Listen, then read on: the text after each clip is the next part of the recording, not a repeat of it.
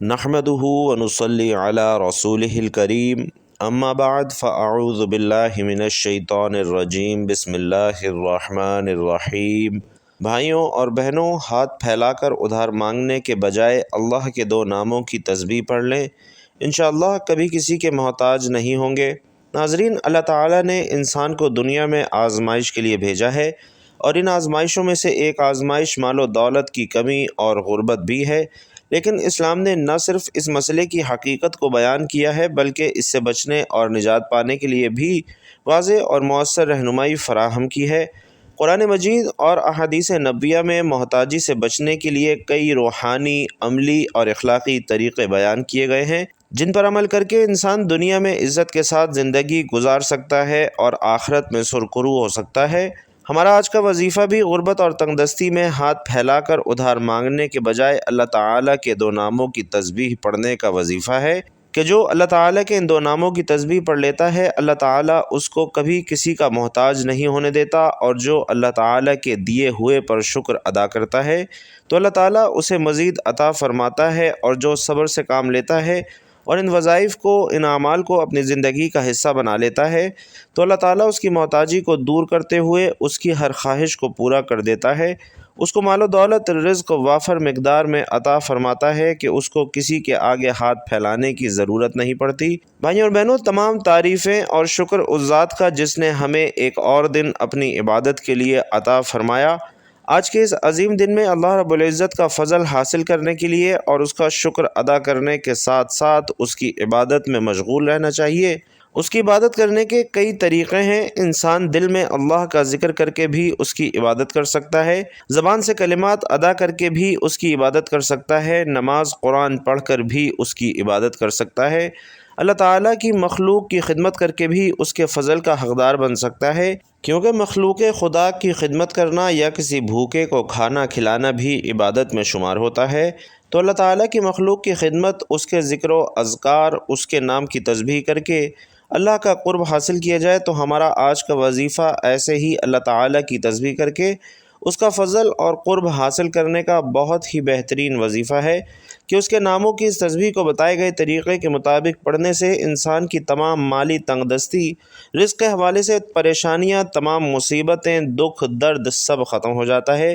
ناظرین محترم، انسان پر جو مصیبتیں آتی ہیں، چاہے بیماری کی صورت میں ہو یا غربت کی شکل میں ہو، چاہے کاروباری پریشانی ہو یا خاندانی لڑائی ہو، بڑوں کا دکھ اور صدمہ ہو، ہر قسم کی مصیبت انسان کے اپنے گناہوں کی وجہ سے آتی ہے۔ اس لیے فوراً سچی توبہ کرتے ہوئے اللہ تعالیٰ سے ہمیں معافی مانگنی چاہیے، کیونکہ اللہ تعالیٰ توبہ کرنے والوں سے محبت کرتا ہے اور توبہ کرنے والے کی پریشانیاں اور مصیبتوں کا ازالہ کر کے اسے خوشحال بنا دیتا ہے۔ ناظرین، انسان میں گناہوں اور غلطیوں کی جانب رغبت کا میلان بہت زیادہ موجود ہے۔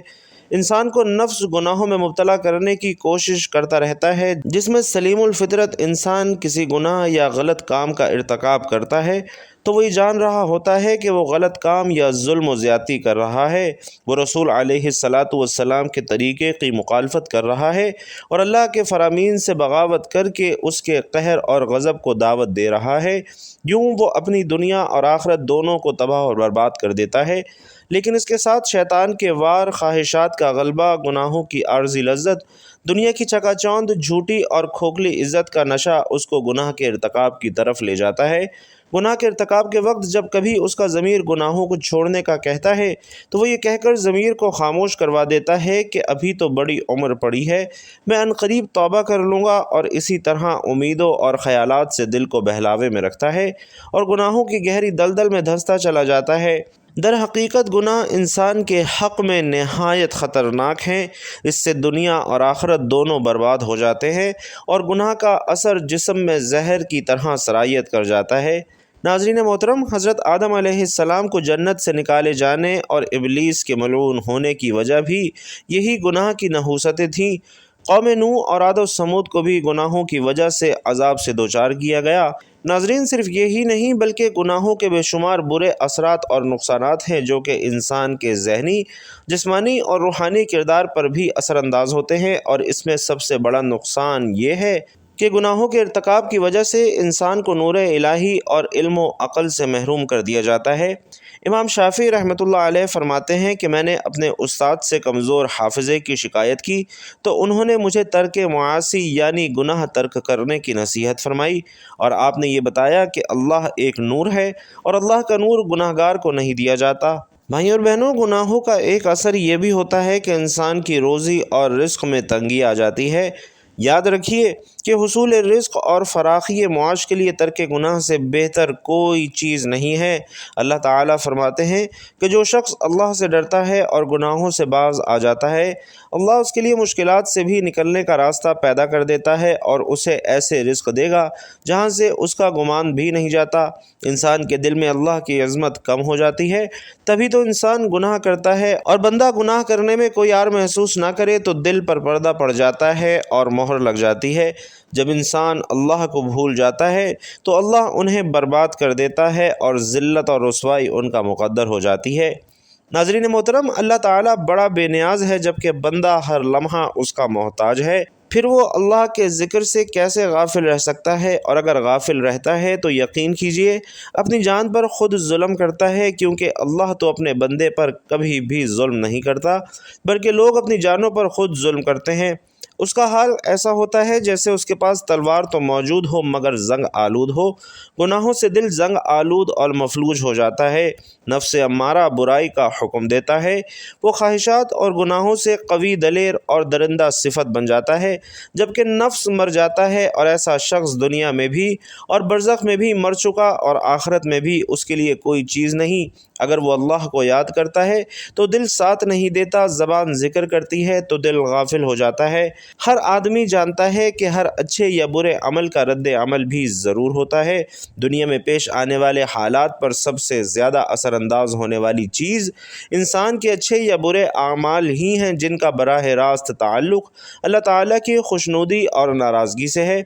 کسی واقعے اور حادثے کے طبی اسباب جنہیں ہم دیکھتے، سنتے اور محسوس کرتے ہیں، وہ کسی اچھے یا برے واقعے کے لیے محض ظاہری سبب کے درجے میں ہیں۔ سادہ لوگ حادثات و آفات کو صرف طبی اور ظاہری اسباب سے جوڑتے ہیں اور پھر اسی اعتبار سے ان کو حوادث سے بچاؤ کی تدابیر کرتے ہیں، جبکہ شرعی تعلیمات کی روشنی میں بحیثیت مسلمان ہمیں یہ اعتقاد رکھنا ضروری ہے کہ یہ سب کچھ اللہ تعالیٰ کے حکم اور امر سے ہوتا ہے، جس کا عقل اور حواس خمسہ کے ذریعے ادراک کرنے سے ہم قاصر ہیں۔ وحی الہی اور انبیاء علیہم الصلاۃ والسلام کے ذریعے اللہ تعالیٰ نے جزا اور سزا کا جو نظام ہمیں سمجھایا ہے، وہ ہمیں غیبی نظام کے بارے میں آگاہ کرتا ہے۔ وہ یہ کہ کسی بھی واقعے اور حادثے کا اصل اور حقیقی سبب اللہ تعالیٰ کی رضا یا ناراضگی ہے۔ اللہ تعالیٰ نے حالات کو خواہ اچھے ہوں یا برے انسان کے اعمال سے جوڑا اور وابستہ فرمایا ہے، چنانچہ انسان کے نیک اور برے اعمال کی نوعیت کے اعتبار سے احوال مرتب ہوتے ہیں۔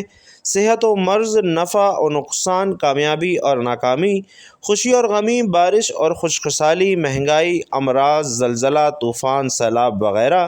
ناظرین محترم، یہ سب ہماری ہی بدعمالیوں کا نتیجہ ہوتے ہیں۔ ان سب احوال کے ظاہری اسباب چاہے کچھ بھی ہوں مگر حقیقی اسباب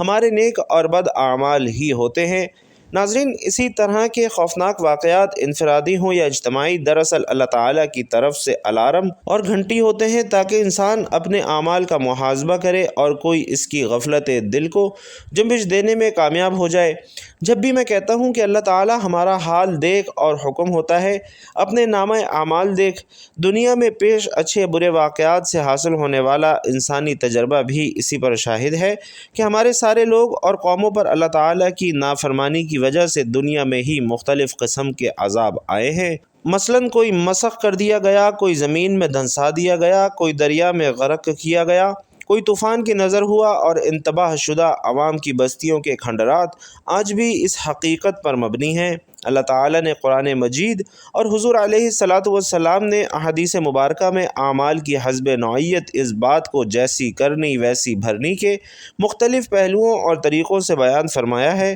امت کو بدعمالیوں کے برے نتائج سے آگاہ فرما کر اصلاح کا حکم دیا ہے۔ چنانچہ کچھ غلطیاں ہوتی ہیں جو رزق کم کرنے کا باعث بنتی ہیں اور وہ ان مشکلات کا شکار رہتے ہیں۔ تو آج ہم آپ کو ایسی چیزوں کے بارے میں بتانے والے ہیں کہ وہ کون سی عام غلطیاں ہیں جو ہمارے رزق میں مشکلات پیدا کر دیتی ہیں اور اللہ تعالی ہمارا رزق تنگ کر دیتا ہے۔ آپ کو حدیث مبارکہ کی روشنی میں بتاتے ہیں کہ کس وجہ سے اللہ تعالی انسان کا رزق کم کر دیتا ہے۔ اس کے بعد کچھ ضروری کام کرنے ہوں گے جو کہ آپ کے لیے انشاءاللہ آسانیاں پیدا کریں گے۔ اللہ تبارک و تعالی کا ذکر کرے، اس سے مانگتے رہیں تو انشاءاللہ بے شمار نعمتیں اللہ پاک آپ کو عطا فرمائے گا۔ تو ناظرین، سب سے پہلا عمل یہ کہ جوتے پہن کر یا کھڑے ہو کر یا ننگے سر کھانا کھانا رزق میں کمی کا باعث بنتا ہے۔ بہت سے لوگ جوتے پہن کر کھانا کھا رہے ہوتے ہیں یا جلدی جلدی میں کھڑے ہو کر کھانا کھا رہے ہوتے ہیں، اور ہم بہت سی ایسی خواتین کو بھی دیکھتے ہیں جو ننگے سر بھی کھانا کھا رہی ہوتی ہیں۔ مثلاً ہمارے گھروں کی عورتیں بھی ننگے سر کھانا کھا رہی ہوتی ہیں اور کھانا دے بھی رہی ہوتی ہیں، جس کی وجہ سے ہمارے گھروں کا رزق تنگ کر دیا جاتا ہے۔ ناظرین، دوسری وجہ یہ ہے کہ بیت الخلاء میں ننگے سر جانا بھی ہمارے رزق میں کمی کا باعث بنتا ہے۔ عام طور پر دیکھا جاتا ہے کہ جب خواتین بیت الخلاء جاتی ہیں تو ان کا سر ننگا ہوتا ہے، اور یہی ننگا سر ان کے رزق میں تنگی کا باعث بنتا ہے۔ اس بات سے خواتین کو گریز کرنا چاہیے، کیونکہ اس سے رزق میں تنگی پیدا ہوتی ہے۔ ایک زمانہ تھا جب مہمانوں کو رحمت سمجھا جاتا تھا، مگر آج کل کے دور میں مہمانوں کو زحمت سمجھا جاتا ہے۔ یہ عادت اور یہ سوچ بھی ہمارے گھروں میں، معاشرے میں رزق کی تنگی کا باعث بن رہی ہے، بلکہ بن چکی ہے۔ تو ہمیں چاہیے کہ مہمانوں کو رحمت سمجھیں، کیونکہ مہمان اللہ تعالیٰ کی طرف سے رحمت لے کر آتا ہے۔ بعض چیزیں چونکہ شریعت میں ہیں تو اس میں چونکہ ایسے مراحل آتے ہیں کہ ہر شخص اس کا متحمل نہیں ہو سکتا۔ ناظرین، یہ کچھ ضروری باتیں تھیں جو میں نے آپ سے عرض کی ہیں، انہیں سمجھیے، ان پر عمل کیجیے۔ تو محترم ناظرین، آج کا وظیفہ اللہ تعالیٰ کے بابرکت ناموں کا وظیفہ ہے۔ ان ناموں کو پڑھنے سے اللہ تعالیٰ خوش ہوتا ہے، اور آپ کے جتنے بھی مسائل ہیں، بڑی سے بڑی مشکل اور بڑی سے بڑی پریشانی ہے، کوئی بھی آپ کی حاجت ہے، مراد ہے، اللہ تعالیٰ کے ان ناموں کا وظیفہ پڑھ کر اللہ تعالیٰ سے آپ جو بھی مانگیں گے، انشاءاللہ اللہ تعالیٰ آپ کو ضرور عطا کرے گا۔ آپ کو کسی سے ادھار مانگنے کی ضرورت نہیں پڑے گی، کسی کے آگے ہاتھ نہیں پھیلانے پڑیں گے۔ اللہ تعالیٰ کے بے شمار نام ہیں، اور سارے نام شان اور عظمت والے ہیں، اور ان میں ایک نام اللہ کا ذاتی نام ہے، باقی سب صفاتی نام ہیں۔ ان ناموں کے ساتھ اللہ کو پکارو، یعنی اللہ تعالیٰ کو اس کے ہر نام کے ساتھ پکارنا درست ہے۔ حضرت ابو ہریرہ رضی اللہ تعالی عنہ سے روایت ہے کہ رحمت عالم صلی اللہ علیہ وسلم نے فرمایا کہ بے شک اللہ تعالیٰ کے 99 نام ہیں، یعنی 100 میں سے ایک کم، اور جس نے ان کو یاد کیا، ان کو پڑھا، ان کے معنی جانے اور ان پر عمل کیا اور محفوظ کر لیا، وہ جنت میں داخل ہوگا۔ بلا شبہ اللہ رب العزت کی عبادت اور معرفت کا جذبہ اور حوصلہ انسانی فطرت اور طبیعت کا خاص طور پر حصہ ہے، اور یہی وجہ ہے کہ اس دنیا کے انسان نے اپنے خالق اور حقیقی مالک کے وجود کو دیکھا تو نہیں ہے، لیکن اس کے باوجود جب کبھی اس کی زندگی میں کوئی خوشگوار واقعہ پیش آتا ہے تو عموماً جبین انسانی میں سجدہ شکر مچلنے لگتا ہے، اور جی چاہتا ہے کہ اس اندیکھی غیبی ہستی کا شکر ادا کرے۔ ایسے ہی جب کوئی ناگوار حادثہ پیش آتا ہے تو انسانی ہاتھ اسی نادیدہ ذات کی طرف بے اختیار بڑھتے ہیں، اور آنکھیں اپنے عجز کے اظہار میں اشکبار ہو جاتی ہیں۔ اسی کا نتیجہ ہے کہ دنیا کی تاریخ کا کوئی زمانہ اور کائنات کا کوئی خطہ خدا پرستی کے اس فطری جذبے سے خالی نہیں رہا ہے۔ ہمیشہ سے دنیا والے اسی کو یاد کرتے اور پکارتے ہیں۔ اللہ رب العزت کو اس کے ہر نام سے پکار سکتے ہیں جو اس کے شایان شان ہو، اور اللہ رب العزت کی ذات منبع الکمالات کو ہر قوم اور مذہب کے لوگوں نے آج تک مختلف ناموں سے مانا ہے، پکارا ہے، مانتے رہیں گے، پکارتے رہیں گے۔ اللہ رب العزت خود ارشاد فرماتے ہیں کہ آپ صلی اللہ علیہ وسلم کہہ دیجئے کہ اللہ کہہ کر پکارو یا رحمان کہہ کر، جس بھی نام سے پکارو گے سب اسی کے بہترین نام ہیں۔ آپ صلی اللہ علیہ وسلم کے رب کا نام بڑی برکت والا ہے، جو صاحب عظمت و جلال اور صاحب انعام و اکرام ہے۔ سو اپنے رب عظیم کے نام کی تسبیح کیا کریں۔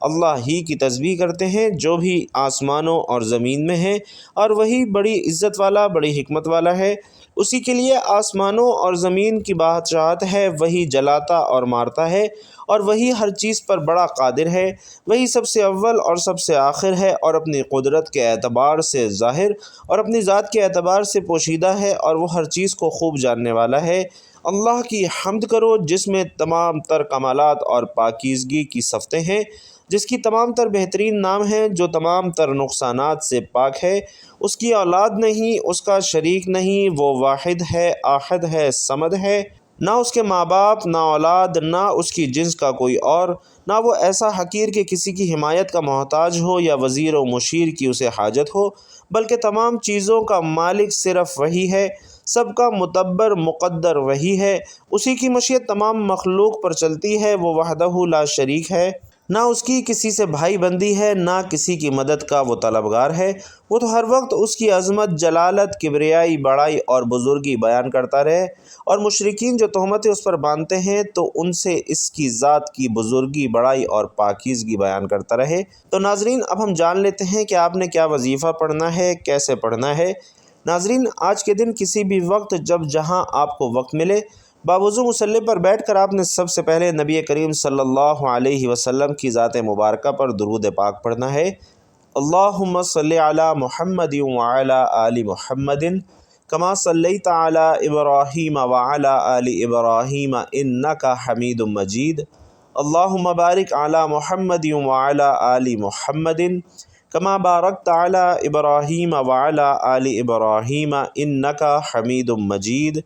تو درود پاک پڑھنے کے بعد آپ نے سب سے پہلے اپنے خاص مقصد کی نیت کرنی ہے، اور جب آپ نیت کر لیں تو فوری طور پر آپ نے اعوذ باللہ من الشیطان الرجیم بسم اللہ الرحمن الرحیم پڑھ کر وظیفے کا آغاز کرنا ہے، اور سب سے پہلے نمبر پر جو وظیفہ آپ نے پڑھنا ہے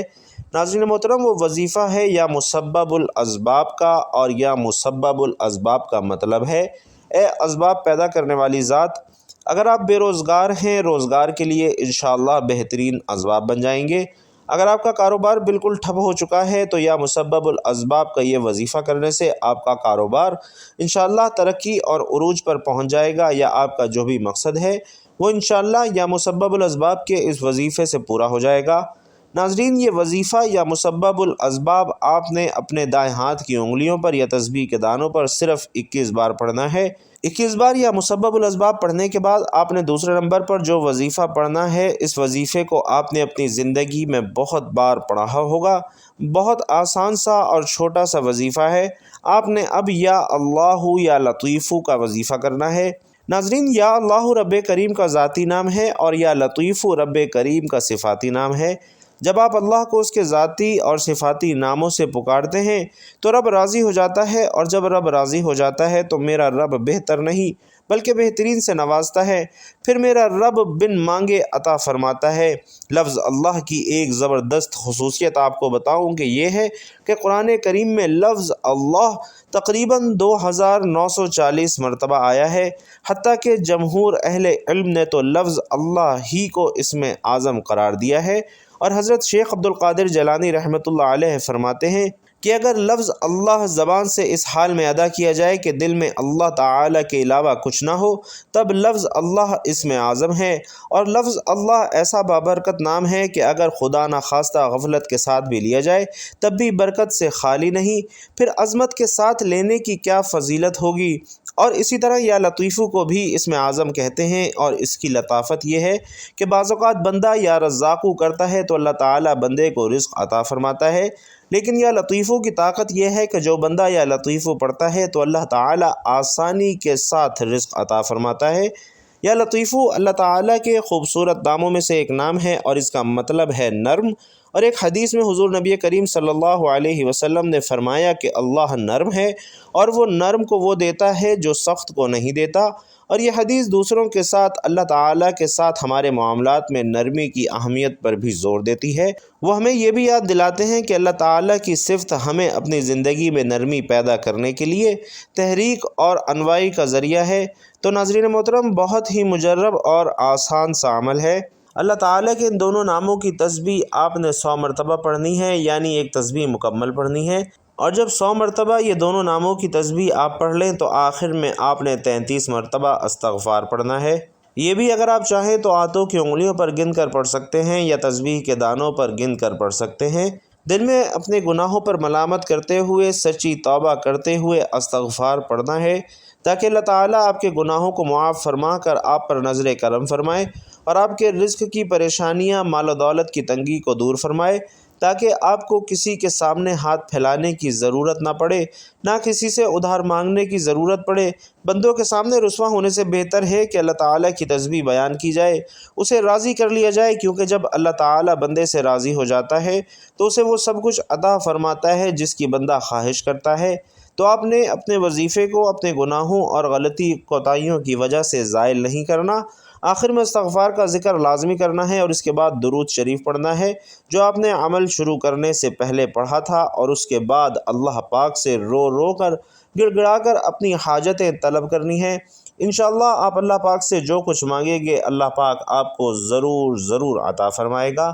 اللہ رب العزت سے دعا ہے کہ نیکی کی بات ہم سب کو سننے، سمجھنے اور اس پر عمل کرنے کی طاقت اور توفیق مرحمت فرمائے۔ میرا سنانا اور آپ کا سننا اپنی بارگاہ میں قبول و منظور فرمائے، آمین یا رب العالمین۔ اور بھائیوں اور بہنوں، آخر میں آپ سے گزارش ہے کہ اللہ تعالیٰ کے 99 ناموں میں سے اس کا ایک انتہائی خوبصورت نام یا لطیف کمنٹ باکس میں ضرور لکھتے جائیے گا۔ اللہ تعالیٰ آپ سب کا حامی و ناصر ہو، آمین یا رب العالمین۔